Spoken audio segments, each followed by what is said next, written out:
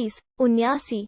तब हमने उसे सुलेमान को समझा दिया और यूं तो हर एक को हमने निर्णय शक्ति और ज्ञान प्रदान किया था, और दाऊद के साथ हमने पहाड़ों को वशीभूत कर दिया था जो तस्बीह करते थे, और पक्षियों को भी, और ऐसा करने वाले हम भी थे। 21-80। और हमने उसे तुम्हारे लिए एक परिधान बनाने की शिल्पकला भी सिखाई थी, ताकि युद्ध में वो तुम्हारी रक्षा करे। फिर क्या तुम आभार मानते हो? 21-81। और सुलेमान के लिए हमने तेज वायु को वशीभूत कर दिया था, जो उसके आदेश से उस भूभाग की ओर चलती थी जिसे हमने बरकत दी थी। हम तो हर चीज का ज्ञान रखते हैं। 21-82। और कितने ही शैतानों को भी अधीन किया था, जो उसके लिए गोते लगाते और इसके अतिरिक्त दूसरा काम भी करते थे, और हम ही उनको संभालने वाले थे। 21-83। और अयूब पर भी दया दर्शाई।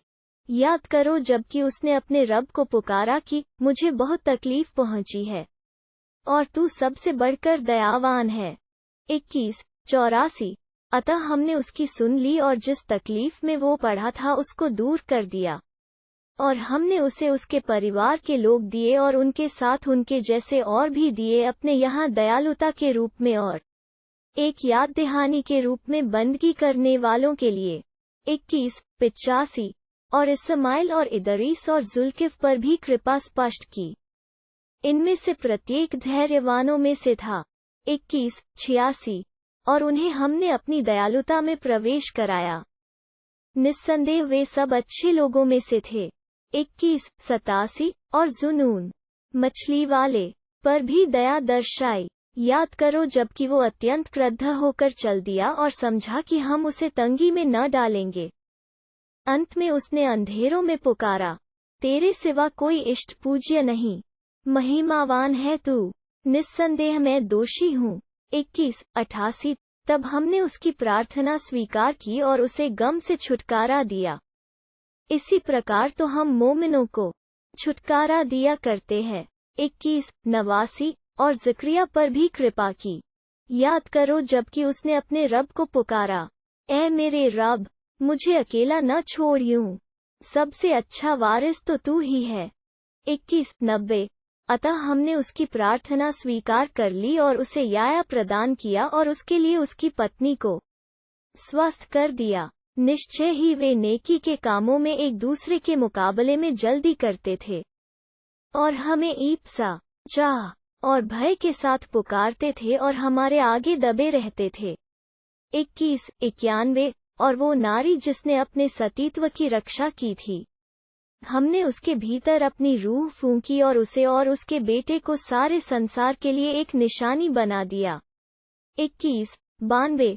निश्चय ही यह तुम्हारा समुदाय एक ही समुदाय है और मैं तुम्हारा रब हूँ, अतः तुम मेरी बंदगी करो।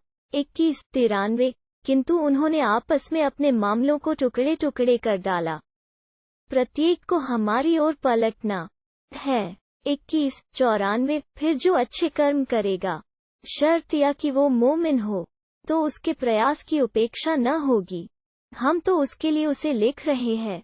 21-95। और किसी बस्ती के लिए असंभव है जिसे हमने विनष्ट कर दिया कि उसके लोग कियामत के दिन दंड पाने हेतु न लौटें। 21-96। यहाँ तक कि वो समय आ जाए जब याजूज और माजूज खोल दिए जाएंगे, और वे हर ऊंची जगह से निकल पड़ेंगे। 21-97। और सच्चा वादा निकट आ लगेगा, तो क्या देखेंगे कि उन लोगों की आंखें फटी की फटी रह गई हैं, जिन्होंने इनकार किया था। हाय हमारा दुर्भाग्य, हम इसकी ओर से असावधान रहे, बल्कि हम ही अत्याचारी थे। 21-98। निश्चय ही तुम और वो कुछ जिनको तुम अल्लाह को छोड़कर पूजते हो सब जहन्नम के ईंधन हो, तुम उसके घाट उतरोगे। 21-99। यदि वे पूज्य होते तो उसमें न उतरते, और वे सब उसमें सदैव रहेंगे भी। 21-100। उनके लिए वहाँ शोरगुल होगा और वे वहाँ कुछ भी नहीं सुन सकेंगे। 21-101। रहे वे लोग जिनके लिए पहले ही हमारी ओर से अच्छे इनाम का वादा हो चुका है, वे उससे दूर रहेंगे। 102 वे उसकी आहट भी नहीं सुनेंगे और अपनी मनचाही चीजों के मध्य सदैव रहेंगे। 21 103 वो सबसे बड़ी घबराहट उन्हें गम में न डालेगी। फरिश्ते उनका स्वागत करेंगे। यह तुम्हारा वही दिन है जिसका तुमसे वादा किया जाता रहा है। 21 104 जिस दिन हम आकाश को लपेट लेंगे, जैसे पंजी में पन्ने लपेटे जाते हैं। जिस प्रकार पहले हमने सृष्टि का आरंभ किया था उसी प्रकार हम उसकी पुनरावृत्ति करेंगे। यह हमारे जिम्मे एक वादा है, निश्चय ही हमें यह करना है। 21 105 और हम ज़बूर में याद दहानी के पश्चात लिए चुके हैं कि धरती के वारिस मेरे अच्छे बंदे होंगे। 21 106 इसमें बंदगी करने वालों लोगों के लिए एक संदेश है। 21 107 हमने तुम्हें सारे संसार के लिए बस एक सर्वथा दयालुता बनाकर भेजा है। 21 108 कहो मेरे पास को बस यह प्रकाशना की जाती है कि तुम्हारा पूज्य प्रभु अकेला पूज्य प्रभु है। फिर क्या तुम आज्ञाकारी होते हो? उद्धरण चिन्ह। 21 109 फिर यदि वे मुंह फेरे तो कह दो मैंने तुम्हें सामान्य रूप से सावधान कर दिया है। अब मैं यह नहीं जानता कि जिसका तुमसे वादा किया जा रहा है वो निकट है या दूर। 21 110 निश्चय ही वो ऊंची आवाज में कही हुई बात को जानता है और उसे भी जानता है जो तुम छिपाते हो। 21 111 मुझे नहीं मालूम कि कदाचित यह तुम्हारे लिए एक परीक्षा हो और एक नियत समय तक के लिए जीवन सुख। 21 112 उसने कहा ऐ मेरे रब सत्य का फैसला कर दे, और हमारा रब रहमान है, उसी से सहायता की प्रार्थना है उन बातों के मुकाबले में जो तुम लोग बयान करते हो।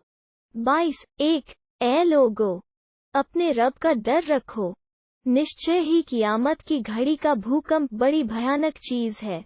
22 2 जिस दिन तुम उसे देखोगे हाल यह होगा कि प्रत्येक दूध पिलाने वाली अपने दूध पीते बच्चे को भूल जाएगी और प्रत्येक गर्भवती अपना गर्भ भर रख देगी, और लोगों को तुम नशे में देखोगे, हालांकि वे नशे में न होंगे, बल्कि अल्लाह की यातना है ही बड़ी कठोर चीज।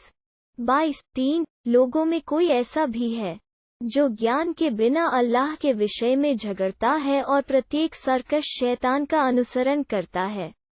22 4 जबकि उसके लिए लिख दिया गया है कि जो उससे मित्रता का संबंध रखेगा उसे वो पथभ्रष्ट करके रहेगा और उसे दहकती अग्नि की यातना की ओर ले जाएगा। 22 5 ऐ लोगो यदि तुम्हें दोबारा जी उठने के विषय में कोई संदेह हो तो देखो, हमने तुम्हें मिट्टी से पैदा किया, फिर वीर्य से, फिर लोथड़े से, फिर मांस की बोटी से जो बनावट में पूर्ण दशा में भी होती है और अपूर्ण दशा में भी, ताकि हम तुम पर स्पष्ट कर दें और हम जिसे चाहते हैं एक नियत समय तक गर्भाशयों में ठहराए रखते हैं। फिर तुम्हें एक बच्चे के रूप में निकाल लाते हैं, फिर तुम्हारा पालन पोषण होता है ताकि तुम अपनी युवावस्था को प्राप्त हो, और तुम में से कोई तो पहले मर जाता है और कोई बुढ़ापे की जीर्ण अवस्था की ओर फेर दिया जाता है, जिसके परिणाम स्वरूप जानने के पश्चात वो कुछ भी नहीं जानता, और तुम भूमि को देखते हो कि सूखी पड़ी है, फिर जहां हमने उस पर पानी बरसाया कि वो फबक उठी और वो उभर आई और उसने हर प्रकार की शोभायमान चीजें उगाई। 22 6 ये इसलिए कि अल्लाह ही सत्य है और वो मुर्दों को जीवित करता है और उसे हर चीज की सामर्थ्य प्राप्ति है। 22 7 और यह कि कियामत की घड़ी आने वाली है, इसमें कोई संदेह नहीं है, और यह कि अल्लाह उन्हें उठाएगा जो कब्रों में है। 22 8 और लोगों में कोई ऐसा है जो किसी ज्ञान, मार्गदर्शन और प्रकाशमान किताब के बिना अल्लाह के विषय में घमंड से अपने पहलू मोड़ते हुए झगड़ता है। 22 9 ताकि अल्लाह के मार्ग से भटका दे, उसके लिए दुनिया में भी रुसवाई है और कियामत के दिन हम उसे जलने की यातना का मजा चखाएंगे। 22 10 कहा जाएगा, यह उसके कारण है जो तेरे हाथों ने आगे भेजा था, और इसलिए कि अल्लाह बंदों पर तनिक भी जुल्म करने वाला नहीं। 22:11 और लोगों में कोई ऐसा है जो एक किनारे पर रहकर अल्लाह की बंदगी करता है। यदि उसे लाभ पहुंचा तो उससे संतुष्ट हो गया, और यदि उसे कोई आजमाइश पेश आ गई तो औंधा होकर पलट गया। दुनिया भी खोई और आखिरत भी। यही है खुला घाटा। 22:12 वो अल्लाह को छोड़कर उसे पुकारता है जो न उसे हानि पहुंचा सके और न उसे लाभ पहुंचा सके। यही है परले दर्जे की गुमराही। 22:13 वो उसको पुकारता है जिससे पहुंचने वाली हानि उससे अपेक्षित लाभ की अपेक्षा अधिक निकट है। बहुत ही बुरा संरक्षक है वो और बहुत ही बुरा साथी। 22:14 निश्चय ही अल्लाह उन लोगों को जो ईमान लाए और उन्होंने अच्छे कर्म किए ऐसे बागों में दाखिल करेगा जिनके नीचे नहरें बह रही होंगी। निस्संदेह अल्लाह जो चाहे करे। 22:15 जो कोई यह समझता है कि अल्लाह दुनिया और आखिरत में उसकी रसूल की कदापि कोई सहायता न करेगा तो उसे चाहिए कि वो आकाश की ओर एक रस्सी ताने, फिर अल्लाह की सहायता के सिलसिले को काट दे, फिर देख ले कि क्या उसका उपाय उस चीज को दूर कर सकता है जो उसे क्रोध में डाले हुए है। 22:16 इसी प्रकार हमने इस कुरान को स्पष्ट आयतों के रूप में अवतरित किया, और बात यह है कि अल्लाह जिसे चाहता है मार्ग दिखाता है। 22:17 जो लोग ईमान लाए और जो यहूदी हुए और साबी और ईसाई और मजूस और जिन लोगों ने शिर्क किया, इस सब के बीच अल्लाह क़यामत के दिन फैसला कर देगा। निस्संदेह अल्लाह की दृष्टि में हर चीज है। 22:18 क्या तुमने देखा नहीं कि अल्लाह ही को सजदा करते हैं वे सब जो आकाशों में है और जो धरती में है, और सूर्य, चंद्रमा, तारे, पहाड़, वृक्ष, जानवर और बहुत से मनुष्य, और बहुत से ऐसे हैं जिन पर यातना का औचित्य सिद्ध हो चुका है, और जिसे अल्लाह अपमानित करे उस सम्मानित करने वाला कोई नहीं। निस्संदेह अल्लाह जो चाहे करता है।